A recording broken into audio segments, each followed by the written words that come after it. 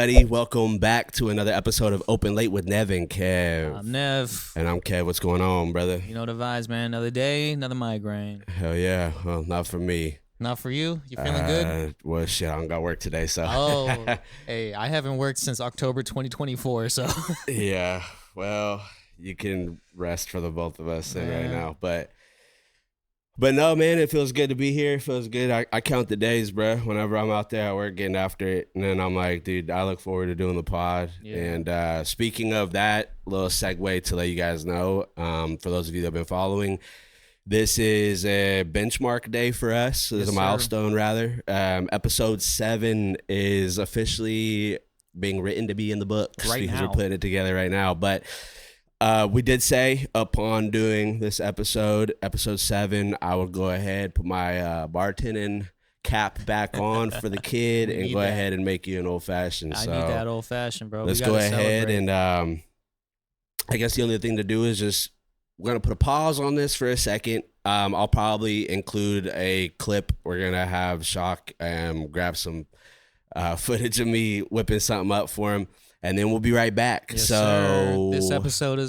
This segment is called Kevy's Cocktails. So we're going to show you real quick what Kevy does to make an incredible homemade old fashioned. I'll be right back. A few moments later. And we're back. What's going on? We got the old fashioned for Buddy over here. Cheers, and then mate. mine's this for the spirit of joining in. It's non-alcoholic. As you can see my beverage behind me. That's beautiful. I probably shouldn't even be drinking alcohol, but I think maybe 2 or 3 sips is okay. I think 1 or 2 glasses are okay. It's good for the man. spirit, dog. For the It's temple. for the soul. Yeah, purify the temple, buddy. Coffee and cocktails. What a way to start your Thursday morning. You know what I'm saying? Only on Open Late. Absolutely. We're actually open early most of the time. I was just going to say that's the funny thing about the pod is that it's open late in spirit of studio vibes of recording and the lifestyle prior to now, but that's what inspired it. But it is basically open morning. Yeah, It don't sound as cool every day. Yeah, open early. Because we do this shit, we get it rocking earlier in the day, and Kevy you guys watch at your usually discretion. Kevy usually slides through around 9 a.m. in the morning, you know, typically before work or on certain days when he's off, like today, you know, then we'll still pull up at 9 a.m., you know. We just like to get things started bright and early. This way, like, our thoughts of the day, you guys are getting them first. It's fresh off the top of the dome, you know what I'm saying? Nothing has happened yet that could ruin our days. So that's why I feel like creating in the morning is something that's, like, very beneficial for creatives. Yeah, I think so, too. There's something about, like you said, that the day hasn't exhausted you yet, you know, because it happens to all of us, depending on what your workload is for the day or what you have to go do or what stressors you have, to be able to start your day doing something where you are a little bit more maybe clear-headed, enjoying your coffee or beverage, or in today's, you know, light of Beautiful things, we're doing a nice little old-fashioned. But yeah, I dig it, dude. I really like it, because then after this, it's weird. I get like a dopamine thing from it. Like, I feel good. You stay high all day through it. Exactly. Yeah, I feel like this is something I look forward to. But anyways, speaking of things to look forward to, how's remission? How's health? I know we haven't really had a chance to touch bases, but yeah. You know, for those of you guys, like, whenever me and Kevy meet up and talk on the pod, usually we're talking about these things for the first time. So it's not like we talk about things beforehand. We kind of just he shows up over here and we just get rolling into it. Yeah. So remission, right now where I'm at with my health, I'm waiting for my insurance again to approve the cardiologist in San Francisco. It's been taking a while. Same time, my teeth have gotten super sensitive post chemo. So, like, just eating things, drinking things, it's been messing with me a lot, like my nerves in my teeth. Damn. So I went to go see a dentist yesterday. And I got over there and stuff, and, like, you fill out the paperwork saying, like, oh, do you have any, like, previous medical problems, you know, blah, blah, blah. And then it's like, yeah, I marked cancer. And then I had to mark heart problems on top of that, because now I have heart problems.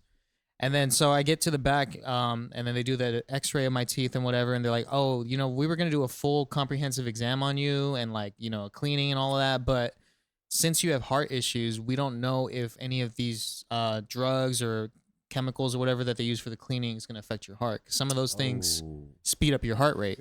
So they're like, we need your cardiologist to sign off on this before we're able to do any further dental work on you. Yeah. I'm like, dude, that fucking sucks. Like, I got to wait for insurance to approve the cardiologist.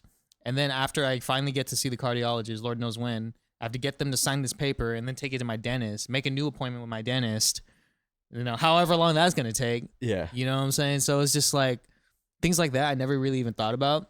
Just like how everything is connected to each other, especially when it comes to like your heart and, you know, kidneys, liver, like all of those things. So if you need medical treatment in any other aspect of your life or body, then it gets held up a lot.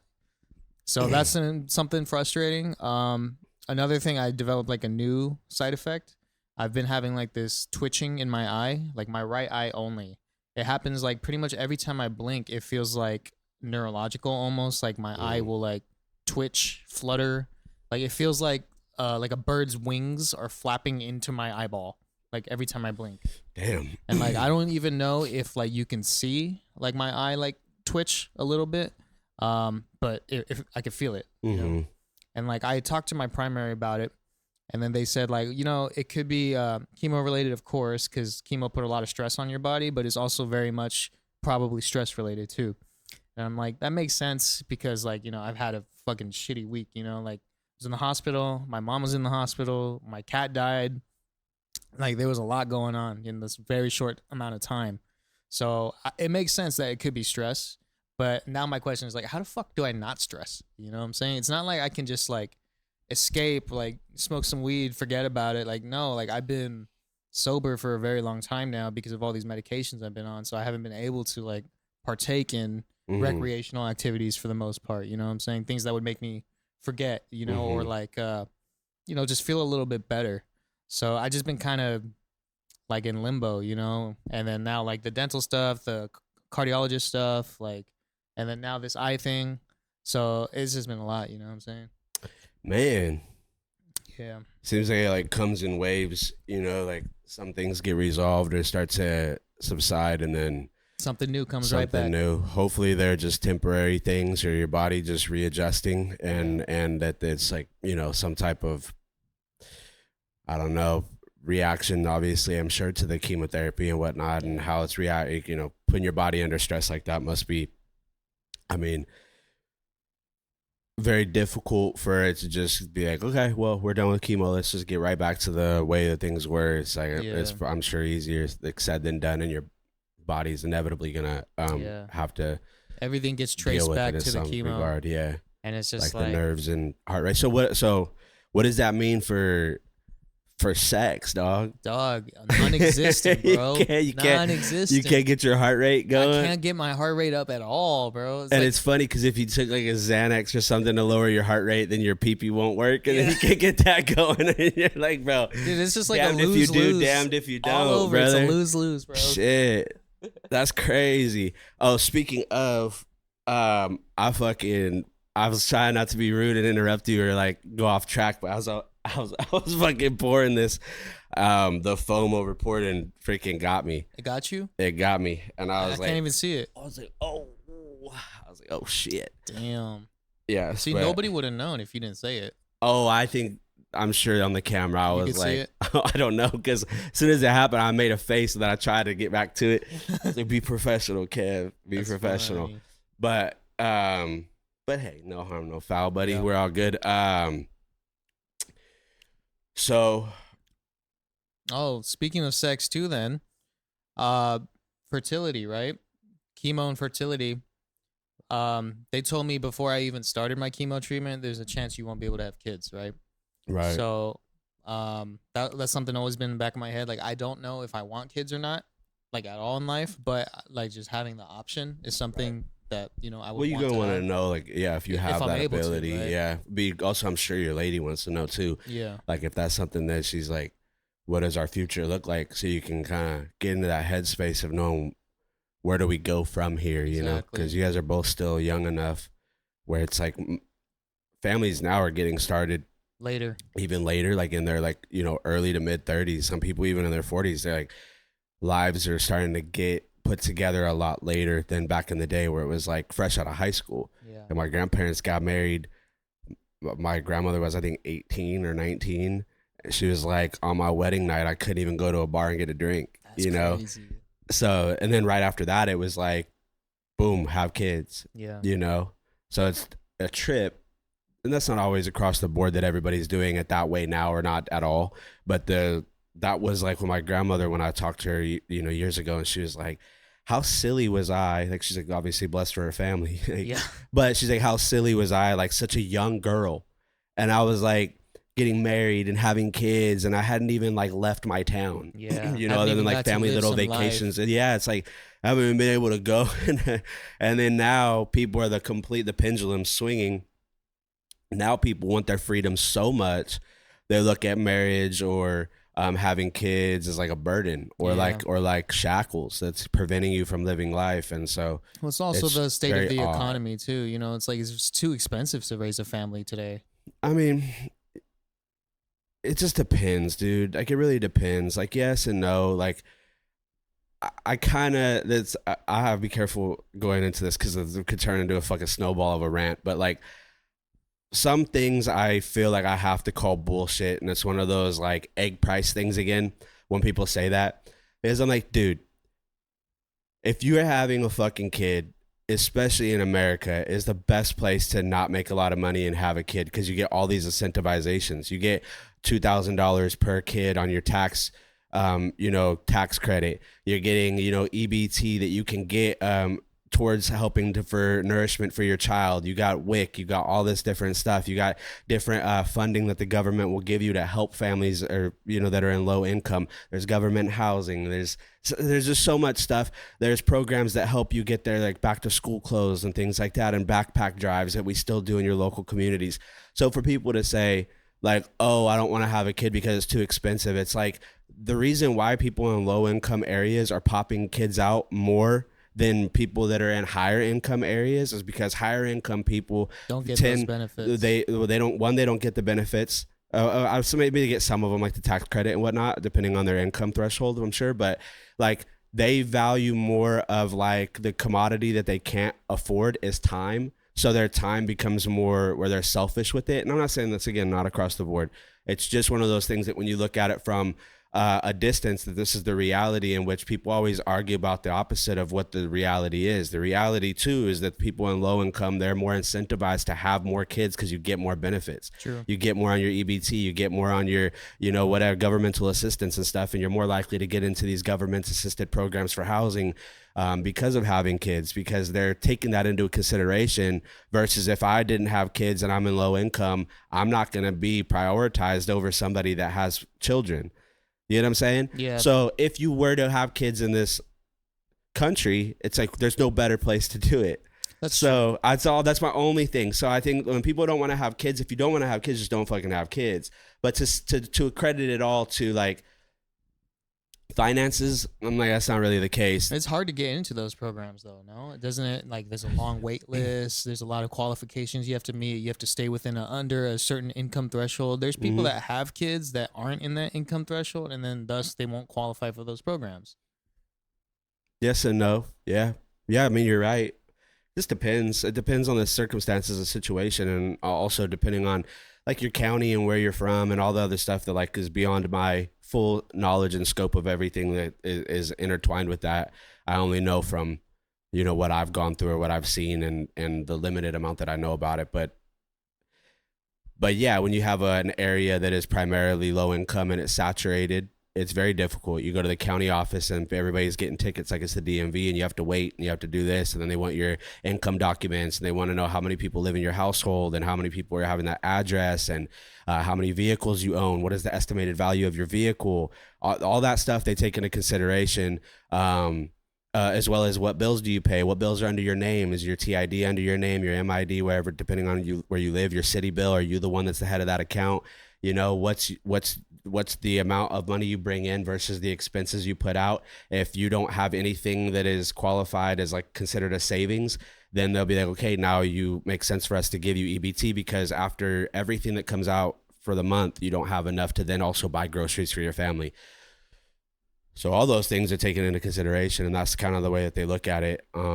But when you also live in a place that everybody was given an EBT card and that stuff was looked past because they were just cooking people through, yeah, the funding gets limited and smaller, and it's difficult. And then a lot of people get let go. Then you have to fight for it. And so, yes, like you're not wrong, but there is like a gray area there, you know?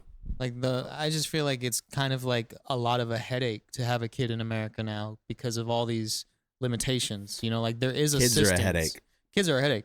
But they're a beautiful headache. But there's a limitation, you know, because like all those programs, there's limited funding. It's not like everybody that pops out a kid can go get all the help that they need to take care of that kid for the rest of their life. Yeah, you also, too, man, like, go fucking make something happen. Yeah. Like, I have seen incredible things happen to people that were on the path of being potentially a fucking loser and not being able to get things going, that you would look at and be like, you're the last person that should probably have a kid, and they end up having a kid, and that is like the catalyst that completely fucking changed the makeup of who they are as a human. Yeah. There's something about knowing that I brought something into this world that is widened the scope of the capacity I have ever been able to conceptualize for love. And this thing that I would do anything for and die for, that puts, not for everybody again, this is a you got spectrum. Some shitbag parents out there. Exactly. But a lot of the people that I know in their heart, they were already good people. They just maybe had a misalignment and missed their mark in school, and things just didn't line up for them. And therefore you kind of start to fall into a path. And the older you get, the more you stop looking at different avenues to take, and you just think you're stuck. And those people are able to kind of figure it out. And oftentimes what I have seen, it was like them having a child, that it was like everything changed. And it gives them a sense of purpose. Dude, and yes, absolutely. And that's such a beautiful thing, man. Like, to care about something outside of yourself, that's like the whole point of being a human, bro. Yeah. Like, that's the whole point of being a human through philosophy and the Bible and every spiritual teaching. It's literally like being a vessel and being of service is to the best that you can outside of yourself. And what you receive as an afterthought, that's the point.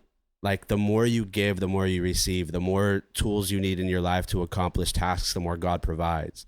And I mean, I don't know. It's just, it seems to be that same way with the child. Like, your back is against the wall and you know that you have to figure something out. You know you want to be everything that that child needs. And sometimes, a lot of the time, it does. It makes you a fucking incredible human, and being able to do things you probably at one point in your life never thought were possible. Yeah. You know, you hear people talk about that all the time. But anyways, so I don't know. I'm just playing devil's advocate to your point. So when people say that like things are difficult, why have a kid that makes it even more difficult? It's like sometimes if it's put into your life or on your path to do that and it happens, it's like it's probably intended. And bringing life into this world is an incredible thing, you know? Taking something that is the makeup of you and somebody that you deeply care about and then creating a being. Like, that's wild, bro. Yeah, I see both sides, both aspects. I know, and I like I said, I don't think you're wrong at all. I'm just paying to the other side because, you know, with cystic fibrosis, I faced my whole thing with like fertility and whatnot, and I've always just valued that, from knowing that that wasn't in my, you know, the hand I was dealt to be able to do it in the way that everybody else is, and that they could just wake up one day and decide to have a kid. Yeah. And it's like, that's a gift and a blessing that a lot of people take for granted, or they don't realize how special that is. Yeah. And, like, that's something that I think about too, you know, because I don't know if chemo messed with my fertility or not. Like, the next thing we have to do now is I have to get, like a semen analysis ordered from my primary. Yep. So I'm waiting on insurance again for that. And, you know, from there, hopefully I have an answer, you know, because it's like, I don't know if I want kids or not. Like, part of me, like, thinks about all the things that you just mentioned. Like, you know, like, that is the meaning of life, family. You know, like, I'm very family oriented. Yeah. Like, my yeah, whole you have family, a big, great family. Yeah, my family's super close. Like, we're super tight knit, you know? So to have one of my own, like, that's something in the back of my head too, you know? Like, maybe in the future when I'm older and have the means to provide, then that's something I might be interested in. But like my mindset where I'm at currently is like I have all these health issues, you know, like I have all these financial issues. I'm in so much debt. Like I would be doing a disservice bringing a kid into the world right now. No, and you're not. I think that's a great point, and I think that's a stronger point than to say that the economy. Yeah. Like that everybody a person by person, case by case basis is where I think the root of what makes the most sense. Like if you were dead broke, homeless, living under a bridge, maybe it's not the right time to have a kid. Maybe that is not going to be the thing that catapults you. There is, like I said, like there's this like gray area in between that you're not too far gone. You're not too, you know, it's like where it can have these incredible, you know, benefits of structuring and building a family, but also too, if it's not on somebody's heart to have a kid and they're just like, I never see myself being a parent, and that's not something that interests you, is fine too. Like people shouldn't feel like, oh, I need to have a kid. And yes, exactly. It's like I said about my grandmother, like that back then it was a social norm. Yeah. You go to school, you get a partner, you get married, you have a kid, and then you're either a housewife back then, which my grandmother was a stay-at-home mother, and my grandfather went out and worked, and that was the structure. And that was the structure amongst the entire town. Like if she went and also got a job, my grandfather would have been looked at as that he was lacking. Oh, he doesn't make enough money like to provide for his family, because back then it was feasible for a one-income household. Yeah. So then she was able to be there with the kids and raise them and all that stuff. So there was a time when it was structured within the world that it made the most sense, and it was the easiest time to have a big family. Look, back then, brother, there were people kicking out like 11, 12 kids. Yeah, back then you could afford to. Like big families. You know, and then the oldest ones then help take care of the youngest ones. When it's like, dude, like 10 kids, that's a lot of kids, bro. Like, so that's where, yes, the economy and the world and the way that the world was and like the boomers and stuff like that, it's like, yeah, it made sense. You know, it made sense. It was easier to conceptualize. Now it's like there is a fear-based undertone of where things are, where people are like, man, like I gotta figure me out, I gotta figure out what I'm doing, where I'm going. And then also too, you're facing medical things where it's like, I completely understand. You're like, if my life is so uncertain right now and the quality of it would be where you feel selfish to bring a child into this world when your heart isn't able to be there at its full capacity for another being. And that's completely admirable. And I think that's it is being diligent to the responsibility of what having a child means and what being a parent means. And I can tell from your family and you that you want to give your all to this thing. Like, you know, you're like, this kid deserves all of me, and that's what I would want to give to it. And if I'm like not aligned there right now, I get. So I'm just saying, I completely understand. Like that is a better case for it being pertaining to you personally. You know? Yeah. Something I think about a lot too is like, you know, cancer is very genetic. Like if I was diagnosed with cancer, my mom was diagnosed with cancer, my grandpa, like, you know, it's been passed down pretty often, you know, as you can see, it's been in my family tree. So I think about like, if I have a kid, I'm going to pass down the cancer gene to that kid and then watch that kid go through all the things that I went through. You know, it's like, why would I want to put somebody through that when I know that that's going to happen? Like if I have a kid, then that, like knowing that, I feel like it is out of selfishness, because then I'm not thinking about that kid. I'm just thinking about, what do I want out of life? What do I want to feel fulfilled about? You know what I'm saying? So like, you don't want to live with that fear that like you put a ticking time bomb on your child. Exactly. And like, I'll think about that since the second that they're born. Cause like, look what I went through, man. Like I don't want anybody else to go through that, especially if it's like, it's my doing, you know what I'm saying? Like I brought you into this world so that you can go through this. Like granted, hopefully you do other things in life too, but to go through cancer is something traumatic as hell, and like it's gonna be passed down. It's genetic. So like that's something that like I think about too, is like, even if I am fertile after chemo, it's like, do I want to put a kid through that? Do I want to put somebody through that? Yeah. You know? Another admirable option is adopting. If you ever were like, hey, like maybe this isn't what we want to do, but we do want to be parents. You know, I think that's also another beautiful avenue, giving some child that didn't have parents that wanted them a loving home. Not saying still too, if you then have to figure out whether or not that you want to be a parent at all, but it's great that those things are there. And I totally understand what you mean about the medical side of the fear of having a kid giving what you live with, because me having cystic fibrosis, like obviously, knowing that you can only get it from because your parents carried it, but you have to have both parents carry it. So obviously Daisy went and got, excuse me, she went and got tested. Yeah. She's not a carrier. So my kid would be cool. My kid would then be a carrier. But when I was young, I thought about that. I thought about what my mom went through with me, you know, and the fear that she lived with, you know, and like checking on me throughout the night as a young kid. Like Weeks in the hospital. Like whenever I was an infant, before they knew that I had CF, I got diagnosed at 3 months old. But when she took me home, I was like, beautiful, healthy boy, whatever, you know. And then all of a sudden, it was like I was getting sick all the time, like what they thought was sick, right? Because the doctors didn't know. I was the first person in the history of Newman, California, to be Really? to have cystic fibrosis. Oh shit. Yeah, I was in their paper where they were like, you know, whatever. They talked about it because it was it's a rare disease now. Yeah. It's like 1 in every like 13,000 people or something or other, and I could be wrong on that, but I did read that at some point in the past, and I'm sure it's different now because of, you know, Population. the amount of, yeah, exactly. But and it being more known how to like test it and diagnose it. Some people get diagnosed when they're a teenager, they're like 5 years old. Some people like didn't find out till they were later on in age. But anyways, when I was real little, they didn't know what it was. They didn't know how to test for it. They were like, oh, he probably has the flu. He's whooping cough, this, that, and the third, or whatever you call that. And I would stop breathing and my face would turn blue. My mom would blow air into like CPR. Yeah, basically, because she was like, my mom was 26 years old, or you know what I mean? So imagine being in that situation where you're like, what is happening with my child? And then they test, nothing. My mom brings me back, then the same thing kept happening.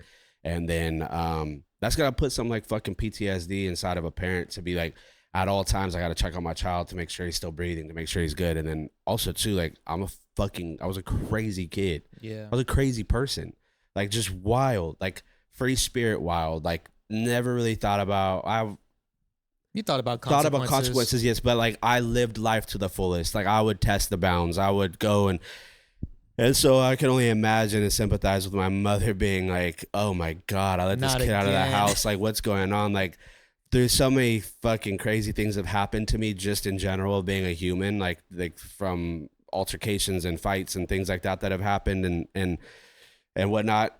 But then also knowing that I have the lung disease on top of that is supposed to claim my life. When I was born, they said at 4 years old that I was probably as far as I would live to. So you gotta think, man, you got a parent that's like taking me to regular doctor's appointments. We're doing walkathons as families. Like everybody's on board. Like everybody's trying to just, you know, like fight, you know. And then there was something instilled in me and my spirit through my mother that just was like, you got this. Like everything you do, you're good. Like I never looked at me having CF as that I had CF. I was like, You never felt handicapped by it. no. And I was always just like, whatever, man. Like I just live my life and do my thing. And I'm sure that mentally had a huge part to do with it. But point being is that watching now as an adult, looking back at everything my mother went through, it's like, God. And I'm lucky. I have the more aggressive version of CF. And back when I was born, there wasn't treatable things like, oh, do this Trikafta and all this stuff that's been life-changing for people now. That's just as of the past maybe 5 years been out there. But beforehand, it was like breathing treatments, mucus clearance, being active, doing these things. And a lot of people didn't have the ability to be active because they were so down bad. It's like, dude, I was in sports my whole life, skateboarding my whole life. I was really took ownership of my life, even though I never wanted to do breathing treatments and things like that. And I was like pulling teeth, and then I really didn't. And I was just very lucky. And I think a lot of that was being headstrong and my mother instilling that in me. Being stubborn. Yeah. And then my mother like waking me up to like drink a protein shake because I need to put on weight, because that's equated to having better lung functions. And growing up, she was just like, take this, take that. Let's do this. Let's do that. This can help with this. This can help with that. And I'm like, okay. So anyways, I have so much Life experience. Well, yeah, I was gonna say just so much like praise to my mother and like Yeah. thanks for everything that she's done. But I get to see that, and as an adult, I'm like, God, like it's hard for me to not feel like bad that I Yeah. burdened her. even though she's never, ever made me feel She that never way. said that either. But I know because of what I was born with that I'm like, I robbed my mom of sanity. Yeah. Like, and that's why, you know, I always like do anything I absolutely can for her, you know, and wanting to be the best son that I could be for her, no matter how old I get, and making her a priority in my life, not only because she's my mother, but because I'm just like eternally grateful of everything that she's done, because there's a lot of parents with healthy kids that don't give a fuck about them. Yeah. And my mom went to war for me, and she fought that battle by my side. So, and I have crazy support from my family in general. I'm not just take away from anybody else in my family, like, you know, and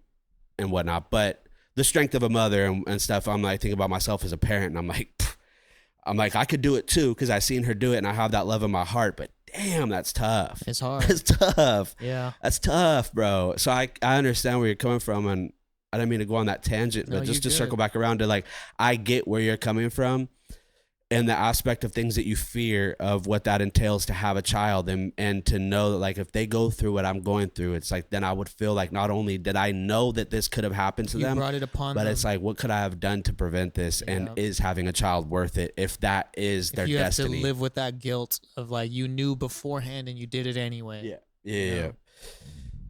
How's your lung function now? Has it been improving? Yeah, man. I don't really like talking about it. I always feel, I don't want to say guilty, but there was a lot of time where I felt like I was undeserving of my lung functions, because I see so many people that religiously do their breathing treatments. They live by the book tooth and nail. Like, they don't deviate from their path. They've been in and out of the hospital when the doctors told them to. And I lived my life completely fucking different. Like, if I never told people I had CF, nobody would know. I wouldn't have known. And- Especially with how fast you could rap. Yeah, and well, like, dude, like, yeah, it's very, very odd, and I thank God and the other things that I have in my life, like the instillment of that mentality from my mother, and having strong voices and people around me that, and this fearlessness that maybe was instilled in me as a child. That's also something that was in my spirit because of like the two parents I have were both fucking fireballs. You know what I mean? Yeah. Like my dad is just, you know, we've talked about it prior, so I won't go into the whole parent thing, but just me being able to see that, it really did give me a different perspective of the way that my brain was and the way that I thought about the world. And I just didn't have any fear. And I was like, look, man, I knew this as a child. This is maybe not, I don't know if this is an awareness stemmed from having traumatic experiences in my life, but I knew that I was like, if I was written a death sentence when I was born, then who gives a fuck? Like, who cares? That's why you acted Like, the way you did. Yeah, I was like, if it's my time to go, it's like, I think that because I knew that, in some weird way, I made peace with it as a child, that I was like, whether it's 5 years from now or tomorrow, it's like, who cares, dude? Like, I'm just gonna go do it. Like, I'm just gonna, and caution to the wind. Like, I think I did put forth a lot of logic that kept me safe, given the crazy situations I've been in my life, and multiple times that I should have died from things that were not my cystic fibrosis. That my mother would tell me, she was like, if you don't figure it out and stop riding that line, she's like, I never believed that CF would take your life, but if you don't be careful, something else will. And and that was always in the back of my head, that I was like, okay. So as I got older, I started moving, not necessarily completely different, but more careful. a little bit, you know. And there's different decisions I've made as a byproduct of realizing how many times that my life has been saved, like through getting jumped in car accidents and fights and motorcycle accidents and getting my head cracked open, like severe concussions, like so many different things where I'm like, I've been spared, where I'm like, whoever God sent to protect me is working overtime. You got 9 lives. And I'm like, I better tighten it up and purpose myself in what it is that I'm really meant to do here. Because if my life has been saved that much, it's probably because he's like, brother, I got something for you to do. Tighten it the fuck up and go do it. Yeah. And that came with clarity, and that stems then obviously into like my sobriety now and everything that I'm doing. with not drinking alcohol and just trying to find out who I am behind all the things that I've done my whole life, and stuff that I've apologized for to myself and to other people that I've may affected along the way. And yes, I mean,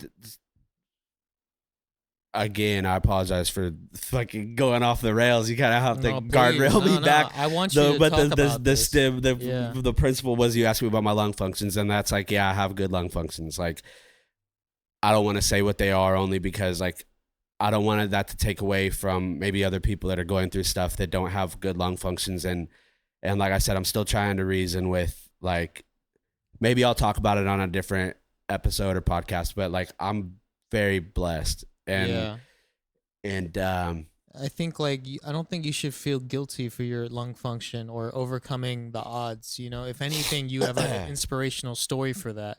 Like, something that I always found myself guilty of is comparing my cancer story to other people's cancer. Like, I always saw other people at the infusion center, at the cancer center, like, way worse than I am, you know, older than me, a more aggressive cancer than me, like, all of those things, you know? Yeah. And then, like, I felt like my journey was, like, not as bad, you know? And then, like, I felt guilty for, like, being able to ring the bell. Meanwhile, some of my friends I made at the cancer center, they're still there. Like, I went to go visit one of them a couple days ago, back when I had my appointment. I had to get my chest port flushed out and cleaned.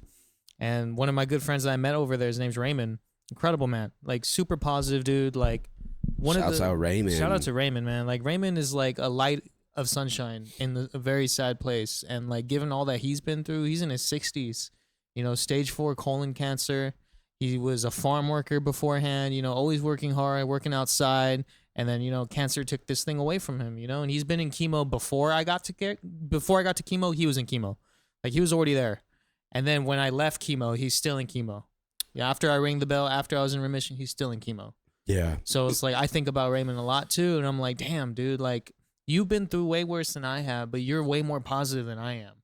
You know, like, I find myself guilty all the time. Well, I'm always correcting you on that. Yeah. But you kind of, and I don't mean this in any foul way at all, so I apologize, but but you tend to lean a little bit more negative. Pessimistic. I know. And I'm very, very, like, overly optimistic. Yeah. Like, I think everything's good. I think everything's gonna work out. Like, it don't matter how fucked up it is. Like, I'm just like, and I push out on other people. Like, that's why, like, again, I always think it's a funny nickname, but you guys calling me coach, you know, at the studio is it's, I think that you get to choose, right? Yeah. You're like, I'm in a fucked up place. It's like, if I have to battle this internally, why make everything around me worse by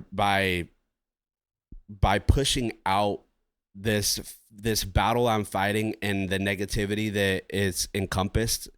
Why put that out into the world universe, as like everything around me is like, this food could be warmer. Yeah. Like, oh my God, why does this keep happening to me? You know, I just had this conversation, and I feel like I want to say this because it just fits the moment. And I hope this gives like some perspective to anybody listening, sure, as well as like maybe for yourself as well. Yeah, but I know it's something I need to work on. And it's something that everybody needs to work on, man. When the world looks gloom, it's hard to find the ray of sunshine in a valley of clouds. You know, it's like, it's just the way that like life tends to be sometimes. But it's like an everyday choice that you get to wake up. And I think like the more that you are rooted in gratitude of just trying to say like, thank you, Lord, or thank you, whoever you want to thank, or even to just, you know, try and be fluid in that thought, to not push people down a certain path of saying it has to be religious or whatever it could be, but just to say to something outside of yourself, thank you.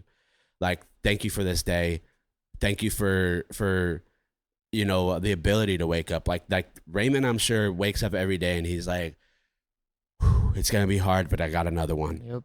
Like, that's what he's focused on, I'm sure, is like, I got another one. And what I was talking to my buddy about, which we have a lot of conversations about God, he's deep in his faith in Catholicism and stuff. And although I don't subscribe to any religious, you know, sentiment. Yeah, exactly. And I like talking to people that have different ways of thinking, because although that I've read the Bible and I've very deep within those stories of understanding them and coming back to them and them kind of fleshing out to have understanding them more throughout life and throughout your journey. It's like the Bible tends to be that, where you'll read something, you'll come back to it a year from now and read it again, and then it means something totally different. And I think it's because it is attributed to the position and place that you are in your life, that those stories resonate with you in that moment, and the way that it's meant to align with you where you are, right? And it's a guidance tool and things like that. But so I talked to him, and I think a certain way, more philosophical. He thinks to the teachings that he has through church and stuff like that. So the convergence of those thoughts, or a lot of beauty comes from that. And I start to understand that, like, the alignment of these thoughts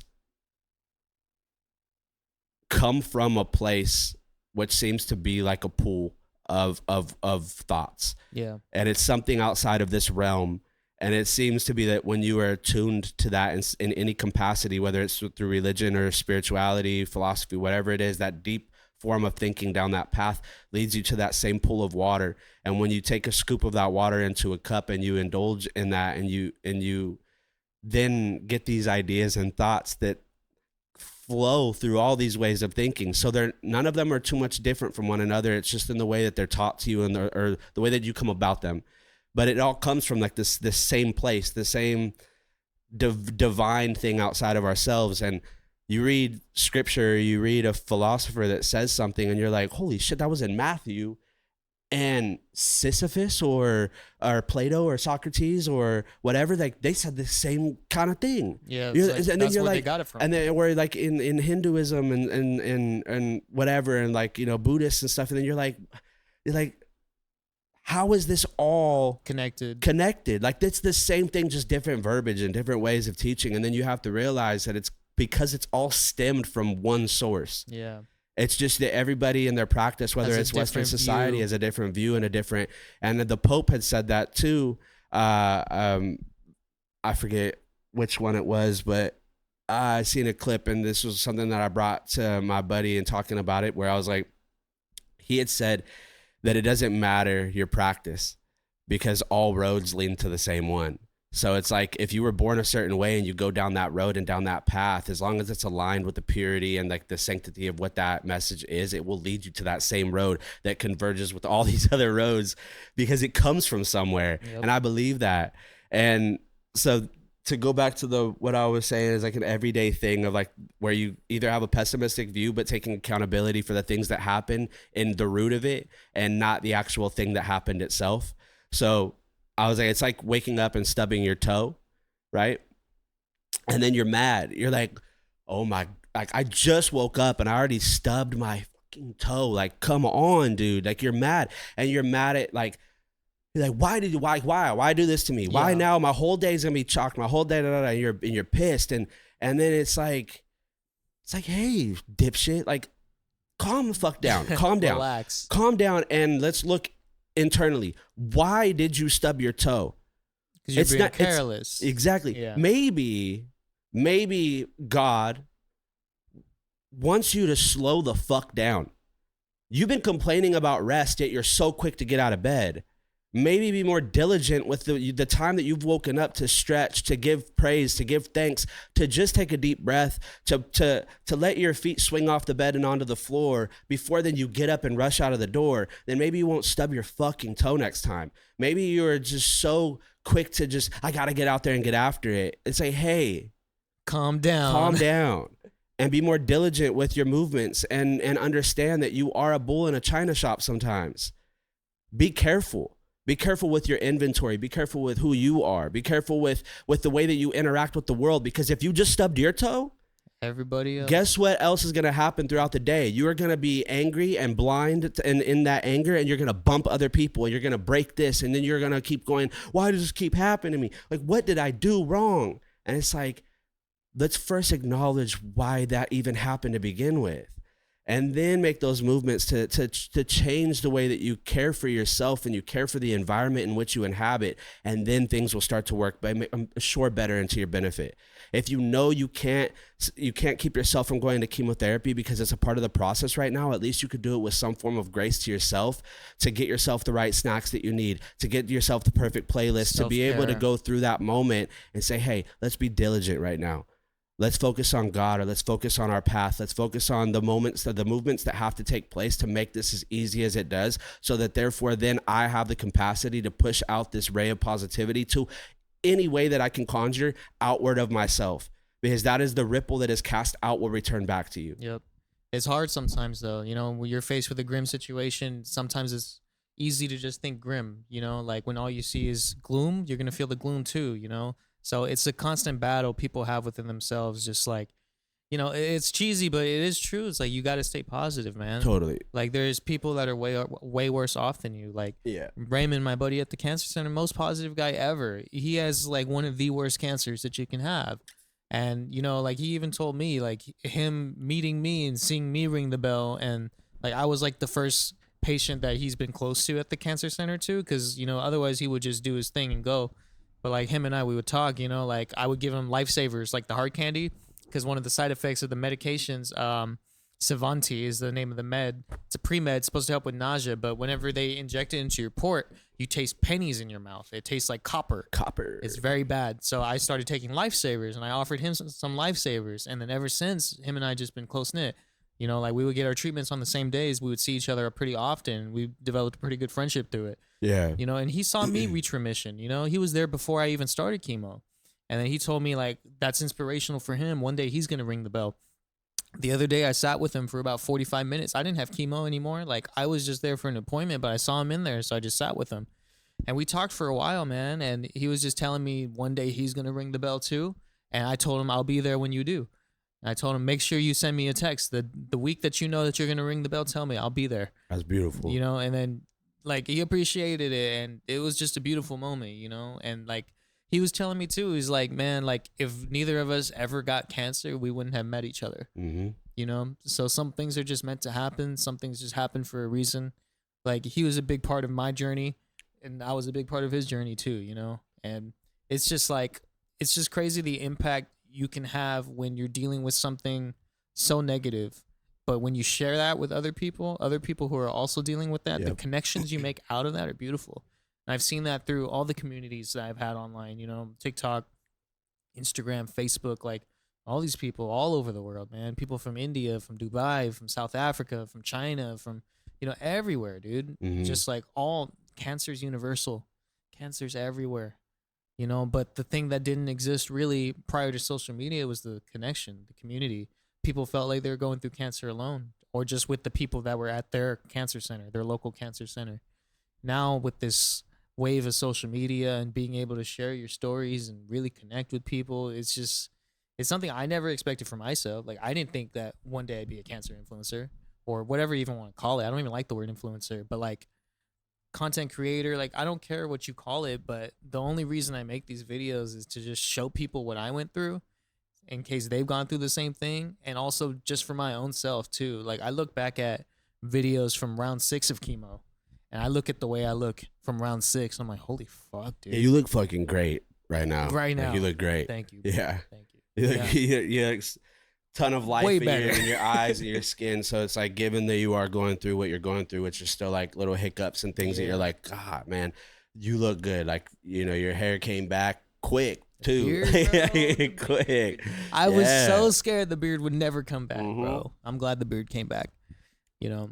But it's just wild, bro. Like, I'm glad I did all of that. I'm glad I documented the journey, because now like I can see for myself too, like what did I actually overcome? When you're in it, you forget how crazy it is because it just becomes normal. Yeah, it's easy to be self-absolved in moments like that because you're only thinking about your pain. You're only thinking about like this happening to me and whatnot. But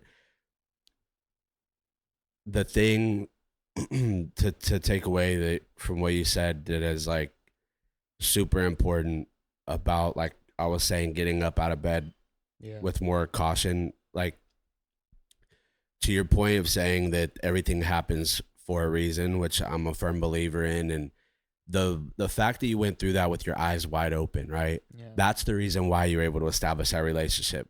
that's the reason why you purposed yourself through what you were going through to document it, even though I'm sure the last thing that anybody wants to do while they're getting a chest port put in and dealing with this like worry is documenting everything they're going through. You documenting it. It was strenuous. You getting the you glasses so that you could record, Yeah. so that you can have your hands free to do what you need to do, or to get the IV put in, or I'm sure like what the plethora of things that you had to do to be able to get all this stuff, to say like, not only is this helping you to be purposed through it to do something, but it's like the impact that this is going to have on people before you even knew that. Yeah. And the fact that now you're putting it out and you're standing behind it, and you're not veering off of like in shame of what you went through, or not wanting to put it out there for the fear of like what people might think, but in turn the impact that it could have of how many people it could help. Yeah. It's like for every one negative comment, there's 5, 10, 20, 30, 100,000 people that are viewing these things that are like, my grandma went through this, my friend went through this, I went through this, whatever the case may be, that I don't know, you've given a bridge between those worlds. And that's awesome, man. And if you didn't do that with your eyes wide open, none of that would have been possible. You wouldn't have been able to do that into advocacy, Yeah, there were days where like, you feel like shit. You don't want to film. I'm you sure. don't want to record. You don't want to do anything. You don't want to document, But I tried to force myself to do it anyway, because like I wanted to document all of it. Like I didn't want to hold anything back. I wanted to show the world, like, what does it look like through somebody's eyes of somebody going through this. That's why I got the glasses. Like you can literally see through my eyes, through my perspective and my day-to-day, what it's like to get treated for cancer, And like, I feel like that's something that hasn't been done, like people talk about their stories online too, but like to like really see your doctor's appointments, getting the news in real time, like whatever the doctor told you, the people online know exactly as much as I know, like I'm not holding anything back. Like I'm just sharing everything and anything, and like, it's hard sometimes because you feel like shit. You don't want to film half the time. I'm sure it's the last thing on your mind. It's the last thing on your mind, You're just thinking like, I want to get better, but then it's like you have to film, you have to edit, you have to post, you have to caption, you have to have like all of the stuff that comes with it. Cross-platform, do the same thing everywhere else, like, engage with comments, like, and I'm grateful for all of that, right? Because also like during cancer, during chemo, like I had a lot of downtime, dude. Like that's the most downtime I've had in a long time. Just being at home, sick, in bed, not able to do much. But what I could do was be on my phone, So that was something that helped me pass the time, creating this journey and showcasing and documenting. It was for my own sanity too, because like just laying in bed the whole time, staring at the ceiling, like I couldn't do that. Like, you know me, I've always wanted to be productive. I always feel like I need to be doing something. Yeah. If I'm not physically able to go out into the world and work the 4 jobs I was working and, do all of the things I was doing prior to cancer, then I felt like I was going crazy in my head. So I was like, what's the alternative? Okay, I can film on my glasses, record everything, do the chemo. When I'm sick in bed from chemo, whenever I wake up in between naps, let me try to edit some videos. I mean, dude, I have so much respect because I'm a big fuck off dog. Like, bro, I'm good and I don't film. I'm like cause like, dude, I'm always like, I should film. I'm going to the gym. Like I would do it here and there, and I'm like, all right, cause I love editing, and I'm like, okay. But then I'm like, I don't care to post it, but I'm like, but I'll make videos, and it's like I like the act of doing the thing. Yeah, I like editing and I like doing the work, but then I don't like doing the like giving it to the world, which is obviously why I sit on music. That's why I still haven't put out Deathloop, because I'm just a big fuck off. Like I'm like, I like doing incredibly difficult things for a short amount of time and then fucking off. And then I like then doing another set of like really difficult things where I'm like challenge myself, where I get out there and I just work with my hands. Like like I love like doing the fucking grind, the work. But then it's like the after thing. It's like, then I don't want to do that. And there's people that are opposite. And you only want the after. Dude, you're good across the board. You're like, I'm going through this like incredibly difficult thing, and I'm gonna go and then do hours of the back work. I'm like, dude, hell no. Like, there's just no way. That's why this podcast works great with you and I, is because like I'm good at like, I'll edit this whole thing and spend like, an hour, 2 hours of getting it perfect the way that we need it. Mm-hmm. That's like the big boom, Bulk. hit Yeah. bulk of the work of Yeah, what I'll I do need the to do, shorts. and then you're like, okay, now I'll do like the captions, this, that, and the third, and then like posting out the shorts, and I'm like, thank God for you, because the podcast would never get It would posted. never get the light of day. I would do the podcast, I would edit the podcast, and then it would sit in a file. Yeah. And then people would be like, dude, the podcast, like, bro, post it, like, da-da-da. I'd be like, yeah, I probably should, and I just won't. And I'm like, bro, I'm my own worst enemy with that. Yeah. So it's like, That's why we compliment each other. Yeah. Because like Always. for me, it's like if you do something, if you put in the work to do something, then share it. And like I don't Sure. even think about it as posting. Like I remove the word post from my mindset, from my vocabulary. I replace post with sharing. You're not posting content. You're sharing what happened to you that day. You know, that's the way you gotta set your mind frame for online. You know, and like social media, it's like people are so scripted on social media. They're like, hey guys, welcome back to my, whatever the fuck. But it's like, dude, you got to talk to the camera like you're talking to your homie. Like how you and I just had these conversations back and forth, like that's the same way you got to interact with your audience online. Yeah. Like, these are all your friends, man. These are the people that are commenting. Yeah, you haven't met them before in real life, right? But you guys already have a bond online just from engagement back and forth. I try to respond to as many messages as I can, and granted, I do get to all of them eventually. It takes me a couple days, but I can go and respond back to anybody, and like you can ask people too that have DM me in the past, like even if we don't follow each other, but like you send me a DM, I will respond to you at some point. Yeah. You know what I'm saying? So it's that's like cool. That's good to interact with people and make them feel like they're seen through. Yeah, because like this whole thing, man, like if you're DMing me, that means either you have cancer or your loved one has cancer, because otherwise there's no reason for you to DM me. Mm-hmm. Like the videos I post are cancer related, so if you're sending me something privately, that means you're going through it too. And like who the fuck am I if I don't respond to that? You know what I'm saying? Like, I want everybody to feel heard. I want everybody to feel seen. Like, it's important, bro. Like, that's the whole point of this community. Mm-hmm. And something like I take pride into, like cultivating this following on all the platforms and just like all these people that have connected with it. Otherwise, I would have never talked to. Yeah. It's beautiful. Even there was one of the patients I was telling you about. Once we start incorporating guests onto the podcast, which I feel like should be in our future pretty soon, I think. We'll see. We got to invest in some more equipment. But this guy, man, he spent 22 years in prison. And then as soon as he got out of prison, diagnosed with stage 3 esophagus cancer. Had to have a feeding tube, can't eat anything. And I'm just like, fuck. Damn. Like, what a story is that? You know, that's a crazy story. Absolutely. Yeah. Like, I think about my story, and it's like, as a cancer patient, you're always comparing your stories, man. It's unhealthy, but you do. It's like, my story ain't shit compared to that. And like not to take away anything that I've been through, but it's like people have been through worse, and that's where I got to start working on myself and finding that silver lining of being grateful for my situation. Like I could still be in chemo. Like granted, I still don't know if cancer is fully gone. We have to wait on one more PET scan, in October, but it could be worse. I could be living in the hospital for more than the 4 days that I spent in the hospital. You know what I'm saying? Mm-hmm. So like I try to work on myself in that aspect too. And just think about other people. But if I didn't do this, like online sharing of my life and stuff, I wouldn't even know all these other stories to compare to, and I wouldn't be able to find that gratefulness within myself and my situation if I didn't have all these other people sharing theirs. Right. Yeah, man.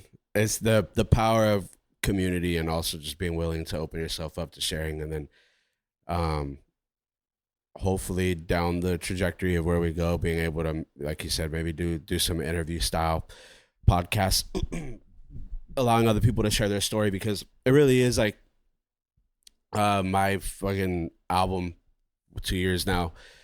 The reason why I titled it Paper Cuts and Bullet Wounds is that exact thing. It was like a little mantra that you kind of carry with you. It's just like where at least it carried it with me, is that for what's a bullet wound to someone else is a paper cut to another person. It just is all a case by case of how difficult the thing is that you went through. If all you've gone through is being scolded by your parents and not being able to go out on the weekend, that's your bullet wound compared to a real bullet wound. Yeah, somebody else that has gone through being beaten by their parents. And then they would look at your situation being like, that's it. That would be a paper cut to them, because they're like, my bullet wound is this. Like it's always going to be whatever it is that you've gone through is the worst that you've ever gone through. That's always going to be your next bullet hole. Like or bullet wound. And then then everything underneath that somebody's gone through that's under your new threshold is a paper cut to you, because you've been able to go through it. You understand it. It's not the worst anymore. And so that benchmark is always changing throughout your life. And to be able to acknowledge that, like, hey, like, let me be a little bit more kind to the fact that, like, if somebody else is going through something that is underneath what I've went through, that's still the worst thing they've ever gone through. Like, that's their bullet wound. And even though now I would look at that as like, But like, I went through that. Yeah. So it's like, everybody's different, man. And everybody's journey is different. And it's like, to where then people could know and realize that it does allow everybody to not feel bad about where they're at, or like, even though I know you're saying that for sake of a conversation, I know you don't actually believe that, like, oh, my story ain't shit, but like, but like, for people that are listening to that, or to you say that, to know, as a caveat, to like, for sake of the conversation, using that as an example is, I'm sure, why you said that, but also too, there is a part of you that looks like, damn, like, compared to what I went through, like, it really isn't shit compared to somebody else. But it's also still, that's your bullet wound. And then to him, that, like, what you are going through may be a paper cut, but the acknowledgement of, like, hey, this is still fucked up. Everybody could then look at each other of what they're going through is like, because I know that is the worst thing you're going through. And because of the position that you're in now, whether or not your thing is the worst or not, people that are going through something that you consider worse than what you went through are still reaching out to you, because it's qualifiable. It's not like who had it worse. It's like, no, we all live in this melting pot of bullshit that's happened to us. There's still, like, this, like, reflection of pain that's shared. An understanding that only somebody else that's gone through that, no matter what the capacity in which it is that they faced it, it's still something that they faced that is a unique area of people. It's like, it's, you know, somebody with cystic fibrosis, they're probably going to be able to talk to somebody else with cystic fibrosis over somebody that never had it, doesn't even know what it is. Exactly. You know? So it's always like, it's like, yeah, somebody that may have been in and out of the hospital their whole life compared to a situation like myself, it's like, we're still going to have that bridge between us that we can have the conversation, have shared fluidly shared experiences, or an understanding of the fact that we're living with, you know, what feels like sometimes is a you know, a sentence, like, it's like, it's coming. Don't know when, it's coming. Like, even right now, the life expectancy, I think, for people that were born in my year, because of the damage that has been done before the revolutionary medication has came across as being accessible to people, the life expectancy is still, like, anywhere between, I think it's like 40 years old. Sometimes I think, depending on, like, the health and how bad people's scarring has been to their lungs, it's even younger, like in their, like, mid 30s. I just turned 32, you know what I mean? Hopefully I'm here for the long haul, you know what I mean? See you till you're 80, bro. And I believe that I will be. It's not like I'm like, oh, like, it's like, look, man, I stare at it, I face it. I know it's always in the room with me, and I just keep it pushing. And I'm like, whatever it is that God has planned for me, is so be it. You know, I'm gonna just keep it rocking, and I'm gonna live life to the fullest on my way there. But the idea that hangs over your head, it is a bummer. It is something that, like, I don't think about, you know. I think because it's just now you get to a point where you're like, all right, but as a kid, maybe I thought about it more, that I'm not able to really tap into how I really thought all the time back then. But I know that was a big urgency behind me living life. That's by me being reckless, by me being like, and then by me being positive, because I'm like, bro, I got a choice, dog. Like, I like, that is my choice. Like, I may not have the choice on the other aspects of things, but I do take value in the choices that I do have and ownership of that. And I'm like, nah, like I always said, like cystic fibrosis lives with me, dog. Like, I don't live with it. Like, that shit lives with me. I'm in control, motherfucker. Like, I am the one that's rocking and doing my thing. And even if I have to convince myself that when it doesn't feel that way, or for people that, like, feel like it's opposite because it does dictate their life, like, even though it doesn't feel like it, just try and switch that mentality. It's like, yo, this is my domain. Like, that shit came to visit and stay with me, and it's not going to mess up my house. It's not going to make it disorderly. I can still focus on how I get out of bed. I can still focus on how I make my bed. I can still focus on how I treat people and how I look at what I'm dealing with. That's my choices. That's my power. And that's the stuff that I get to choose every day. I may not get to choose where this shit completely is gonna go, but everything else that I do have the control over, damn sure I'm gonna make sure I take the helm of that and steer myself into whatever direction that I want out of life, you know? You can't choose the cards you were dealt, but you could choose if you want to play the hand. Yeah, absolutely, man. Yeah. And also too, like, to add on to that analogy, like, and you get more cards. Like, it's a game. It's like sometimes you fucking bust, sometimes you win, sometimes like you gotta be like, all right, I gotta play this smart. Like, bro, you're gonna get more hands throughout life. That you're gonna have an ultimate hand, like, oh, I got fucking CF, cool. Like, that's the hand I was dealt. But it's like how I play the remainder hands that I'm given while I'm still in the game. That's what dictates the success of how you want to live your life. You're gonna leave up or you're gonna leave down. Yeah, it's like, bro. But anyways, man, I'm having a good fucking time, bro. There's been some times where shit was tough on me, and I was just like, you find yourself down pessimistic paths sometimes because you're like not where you want to be, or you have different visions and goals for yourself that aren't happening the way they're intended. And then I'm like, it's a constant reminder to myself that like, you sometimes gotta stop fucking white knuckling the steering wheel and telling the universe that you know the plan. It's like, you don't. Yep. You really don't, man. You think you do, but you don't. And the moment you let go, and then I think we've touched on this before, but it really is. It's like sometimes when you finally let go and you surrender to the real plan that's there for you, shit starts being even better. The view starts being better. Like you stop feeling so anxious and like, I gotta, like, why does it keep wanting to pull right and pull left? It's because that's probably what's supposed to happen. Yeah. Let go a little bit. Stop being like, I know where the fucking end result is. I know where the finish line is. Everything. It's like, you don't, man. No. You just gotta be okay with the fact you can't control everything. Yeah. Well, you'll enjoy life way more. Yeah. You will. You'll meet better people. Maybe you fucking veers off to an area in which you meet somebody along your journey. You being in a situation like that. Like you meet people through that. You make these relationships and bonds and connections with. And it's like, dog, we got one shot at being here.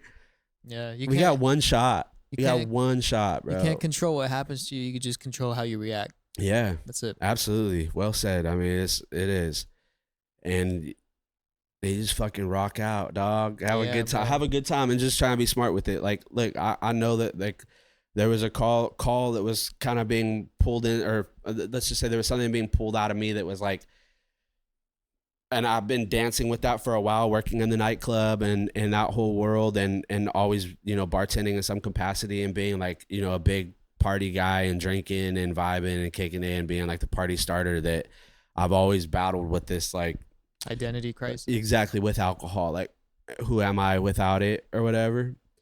Because everybody was like labeled me as that guy, and I'm like, oh, that's attached to being me. Like these like philosophical deals are like when I wrote my first book and talking about those philosophies and things that I've written, that like a lot of that stemmed from nights that I was drunk. Yeah.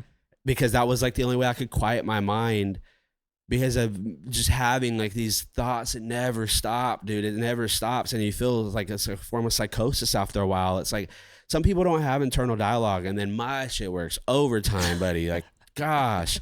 And so the way that I dealt with it was alcohol. And it was always manageable. I never had like a hindrance to like the stuff that I needed to do, or it kept me from being a good father or partner or anything, or a friend. Like, I was always like the happy-go-lucky, da-da-da. But then it started getting to a point where I was like drinking until I could shut my mind off. And then that then tended to be then me putting myself to sleep, where I'm like, okay, how long can I keep doing this before it starts to ruin the idea of what it meant to have those first couple of drinks, and you're excited and you're like, yeah, like we're all having these drinks, like let's go, like, and then later on, then like this, like the fluidity of thought comes out, and like you have these really good conversations, and the philosophy starts flowing, and then people are gathering around listening to you talk, and there's like an intoxication within that, being able to like get people's attention and being able to hold it and speaking about these things. And then I'm like, is it the only way I'm able to do this? Is it through alcohol? Like, I kept thinking that, and I'm like, as easy as like the stream of wisdom and knowledge is given to you, it can be shut off, and the well can run dry when you stop being diligent with it. And I'm like, that's the thing that is makes me the most fulfilled as a human is the thoughts that I have and the way that I can articulate them and talk with people, and like that connection that I have with humans. I would hate for that to be gone. Yeah. And I was like, okay, maybe I need to make a decision to stop. Was there like a specific event that had happened while you're drinking that led to this, or did you just wake up one day and decide, you know what, I'm fucking done drinking? I was kind of playing footsies with it, really. Like I was like, all right, I'm not gonna drink, and then I'll just drink like on the weekends, and then the weekends would come, and then I was like, I started like losing the love for it. I started losing like this, like I started feeling separated. Like there was two versions of myself, and they were parting ways, and I was feeling very, very lost and very disconnected in that time.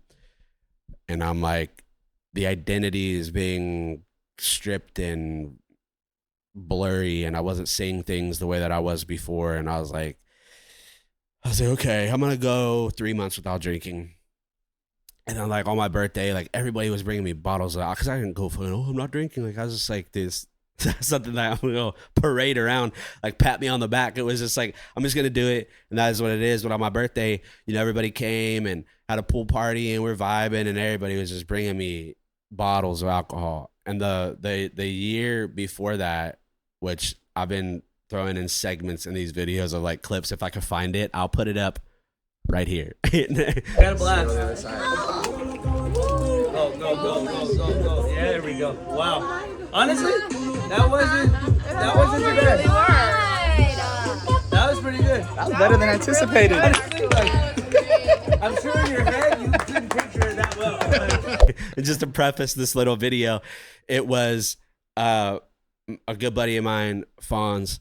He pulled up with Fonzie. Yeah. Real estate. Yeah, yep. He pulled up with a Guinness in a can, and Jaeger I think it was what was it? It was 2 shots that he put in it, and we cut the top of the can, shoved the 2 shots in, and I shotgunned the whole can with the 2 shots. That was the year prior. And I was just like going in, dude. It was a good time. It was a blast. I was drinking. We were all drunk. It was a great time. And then the year after, I wasn't drinking at all. And these memories that I would see on my phone is like, like, what were you doing last year? yeah, like what is my trajectory, man? Like, is every memory that pops up on my phone me shotgunning, doing a keg stand, drinking, vibing? Like, yeah, it was always smiles and never fights and stuff that were around that.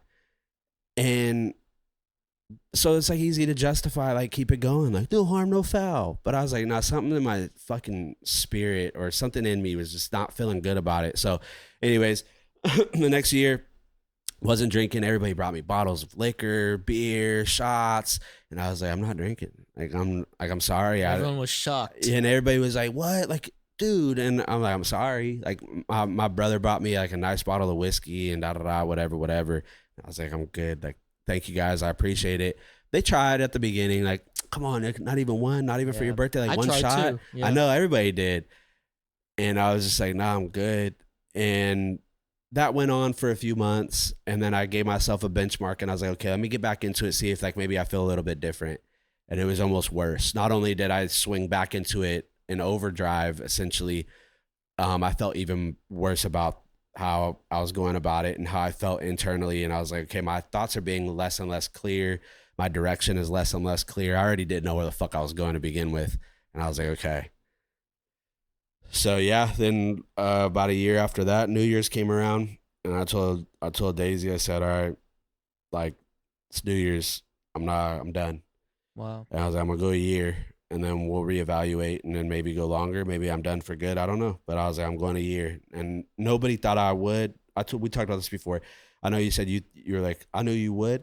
It was like not finding the reason, because nobody has a reason. Yeah. They're like, dude, everybody drinks. Everybody's doing the family events and this, that, and the third, and da-da-da-da-da. And it's like, bro, every story that people have about me is like, oh, okay, like the party starter, like da-da-da-da-da. I got like, a lot more than that, though, because, I mean, we spent a lot of time. Of course. And yeah, that's not like the only thing, but I'm just saying like that was like a big, like, It was a People big looked part of your forward to it. identity, When I yeah. pulled up, it was like, yeah, like, yo. No, yeah, you used to pull up to the studio in LA with a fucking beer bong. We were just I was beer drinking bong Kev in the whiskey, studio, making bro. music all night, just having a blast. You know? Dude, we had that big party in LA, which we could talk about that story down the road, like story time at some was point. like 60 people in the house. Dude, it was like the last big party we had in LA. It was fucking huge. We had the guy from the Rams was there, that tall, 7 foot tall. That was my birthday, huh? Yeah, I think so. It was you. It was your and Connie's. He Yeah, was a lineman for the Rams. That's crazy. he was there in the corner. Max Percher. Yeah, big old motherfucker. I was drunk. I was like, "What's up, dog?" Like, but I was the only one at that party. I had no shirt on. I was wearing checkered fucking shorts, and my hair was dumbass long. I think I was wearing a bandana, and I had my hair pulled up, and I was just drunk. Having everybody shotgun, everybody beer bong. I was going around, Party and it was starter. the duel. So every time that somebody did it, I had to do it with them. Yep. It's just madness. You were I was looking hung for over it. the day before when we were prepping for that party. It was just a constant, like I said before, it was just a blur. Yeah. But as fun as that was, I'm like, all right, man, I gotta do something. Like my fucking whole being was craving more out of life. Like, Yeah. I'm I like, think how that long comes with can you- age too, right? As you get older. too. Yeah. Yeah. No, absolutely. I do. I think you just look at things a little bit more serious and you're like, all right, I gotta do something, bro. Like what is that thing? And so yeah, New Year's Eve, and I took one last shot. Then that was hours before New Year's. So it was one shot and I was like, okay, I'm done. And then everybody that night was like, just drink it till New Year's, and when the ball drops, don't be drinking anymore. I'm like, I'll go into the New Year's drunk. It defeats the fucking purpose. And then they were like, oh, that makes sense. Like, but I'm like, that's like, bro, I'm trying to go into the New Year sober. Yeah. That's the whole thing. Is like, this is a new opportunity where it's like every day has a mark of like when it started, like 2025, no drinking. Yeah. I'm like, I'm good. And now I'm 8 months sober. Hell yeah. And I'm good, bro. I'm chilling. I don't have any issues. I never had any like cravings. I'm like, I'm straight. Like Daisy always says, like, you're so headstrong. Like, she's like, how do you do that? Like, you just wake up and you're like, I'm done, or I'm doing this, or You're I'm full good. send on everything Yeah. you do. That's why. And I'm thankful that I have whatever that is, Yeah. that I can just, I'm going to say, all right. And now I'm just along for the fucking ride, dude. I just want to try and help people. So when people look to me for how do I do it, I could try and be a voice of like, I can talk about it because I've done it. And I want to have that ability where it's like, who the fuck wants to listen about sobriety to a guy that gets drunk on the weekends? You'd be like, but shut the fuck up. You drink. Yeah. You Like, can't talk drink. about I it. seen you last weekend. You were fucking drunk. What are you talking about sobriety? Like, shut your fucking mouth. Like, nobody wants to hear that shit. Like, but if you're doing it and you're on the path, it's like then people like are like, hey, like, put me up on game or whatever. It's Maybe a it like journey. inspires people to want to try. And I'm not out here at all telling people get sober. Alcohol is fucking awesome. Like, I'm just like, alcohol is great. I wish I could drink. I love bartending. I loved making you that drink, but not one part of me at all wanted a sip. Yeah. Like, not one part of me was like, fuck, I wish I had one. Like, I'm good. I'm good, baby. If I could provide a good time for people, which is the basis of who I am, is like the reason why I like being a bartender is I'm providing a service to people. I like providing a good time. I like being the one that is getting people's mood elevated. I like boosting people's morale and getting them fired up. Like, dude, like, I like that. You have a trait of hospitality. That's why. Yeah, so some in some capacity, I ain't gonna fucking make your bed and do turn down service. Mm-hmm. But if I could make the bed of your soul, if I could do that and get you rocking, baby, that's what I'm into it for. People that haven't seen the full podcast are gonna think that's alcohol. That's actually a Bang energy drink. Bang! Don't you Or dare. what is it? Ghost. Sorry. One day, Ghost. Yeah. So not alcohol. Hit your in boy that. up, baby. No alcohol in that. I exclusively, pretty much, that's what I drink. I'm loyal to y'all, all right? And I'm excited for that raspberries and cream joint y'all got coming out. Yeah, y'all got a sponsorship opportunity. Homeboy. I'm your guy. No, yeah, everything in due time. If that ever was something that was in my cards to be able to, be sponsored by anything, yeah. I I think about it too. It was like, damn, like you know, as my page grows and stuff, like if I were to get brand deals or like PR deals or whatever, like what would it even be? Like I don't even know. Celsius. Hell no, not Celsius. I'm just kidding. Man. Old me would have loved Celsius. I think yerba mate would be beautiful. Bro, you had been, I think you've been like manifesting that since LA. Yeah, I've been wanting a yerba sponsorship for years. There you go. Plant that seed, brother. Y'all heard it. Yerba mate, if you're watching this and you want to sponsor a cancer survivor and fighter, hit my line. There you go. Yes, Fuck sir. yeah. Put it out in the universe. Yeah. So what are we into it for? Let's clock this real quick. I think we're at like an hour and a half. Are we really? Yeah. Damn, we didn't even get to the fucking... We didn't even talk about what we want to talk about. The fun conversations. We'll say that for next week then. Yeah, we can. We clock it right here. Yeah. Next week too, I want you to talk about your ChatGPT experience. Oh shit. I don't want to talk about that. I want to talk about That shit's scary, dog. No. We'll No, leave it y'all was- on that cliffhanger. It was nuts. Yeah. We'll leave it on that cliffhanger. Next time, I guess I'll talk about ChatGPT. Shock wanted me to talk about some bar stories. So if you guys are interested in some nightclub stories. Some nightclub rumbles. Yeah. That place, the epitome of what that was like fucking Roadhouse, dude. Like Roadhouse.